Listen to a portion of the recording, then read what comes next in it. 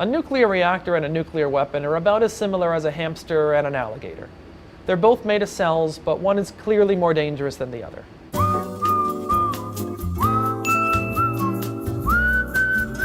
So the thing in common between nuclear weapons and nuclear reactors is they're both powered by fissile isotopes, like uranium-235 or plutonium-239. Fissile isotopes are special elements that break apart when neutrons hit them. When this happens, they release more neutrons and little atoms we call fission products, which carry off a lot of energy. In nuclear reactors, this energy is released over a long period of time, whereas in weapons, it's released all at once, instantaneously. So fissile isotopes are the key ingredients in both nuclear reactors and nuclear weapons, but that's where the similarity stops. The difference, one of the many differences, is that a nuclear weapon is almost pure fissile material. It's about 90% of the fissile isotopes, either uranium-235 or plutonium-239, whereas reactor fuel is only about 5%. And just getting a bunch of uranium and plutonium together doesn't make a weapon. If you lit a block of uranium-235 on fire, it would burn chemically. There'd be a fire just like if you lit any other flammable material on fire, but it would not be a nuclear explosion.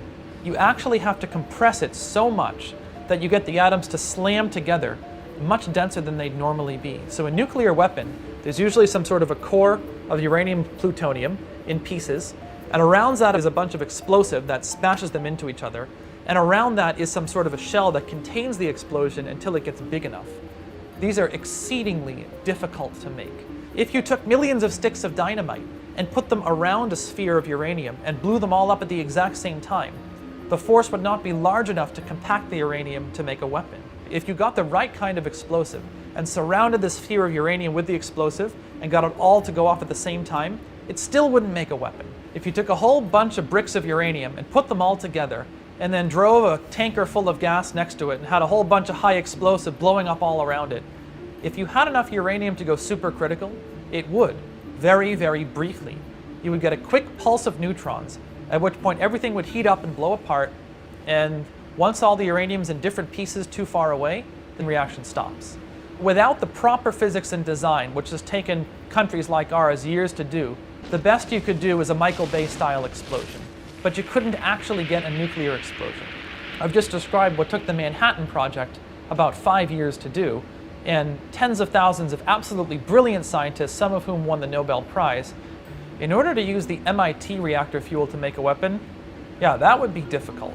That's the definition of easier said than done. Not only would you have to figure out how to put the weapon together, but you'd have to physically get to the reactor's fuel, and that's basically impossible.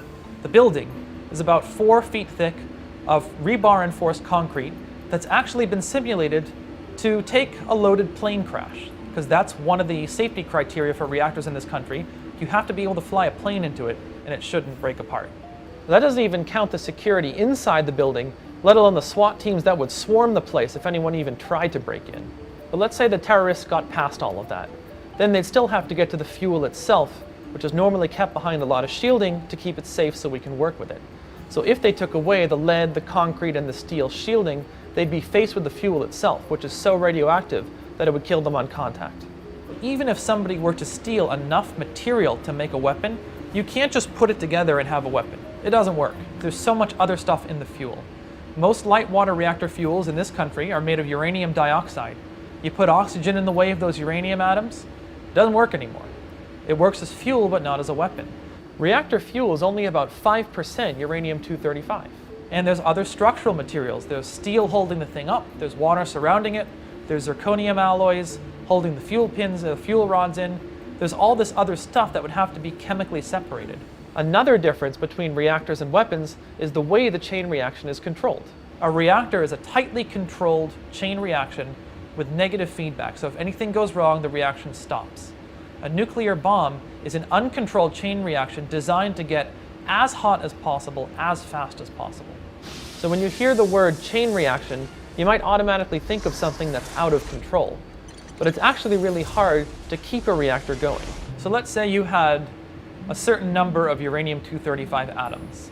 Every time one of those uranium atoms splits apart, it gives off 2 or 3 neutrons, which could cause another uranium atom to split apart. But not every one does. Some of them leak out of the reactor and get absorbed by the shielding. Some of them get absorbed by other materials in the reactor. And some of them can get even captured by uranium-235 without inducing fission. As the fission reaction proceeds, more and more other stuff builds up, and that other stuff, which we call the fission products, absorbs some of those neutrons away and makes them unavailable to keep the chain reaction going. Also, when a fission reaction heats up, it causes the atoms to spread out, making it harder for some of those neutrons to hit other fuel atoms and keep the reaction going. In addition to that, there's control rods. There are materials that are really, really good at absorbing neutrons, like boron, hafnium, or gadolinium, and you can simply stick those down into the reactor to absorb away the neutrons and shut down the chain reaction. The same sorts of reactions are happening in a nuclear power plant and a nuclear bomb, but in a nuclear bomb, they're happening quintillions of times faster, and it's all over in a split second. The whole nuclear part of the explosion takes less than a second. And in a nuclear power plant, you're releasing that same energy over years or decades in a controlled way that we can harness.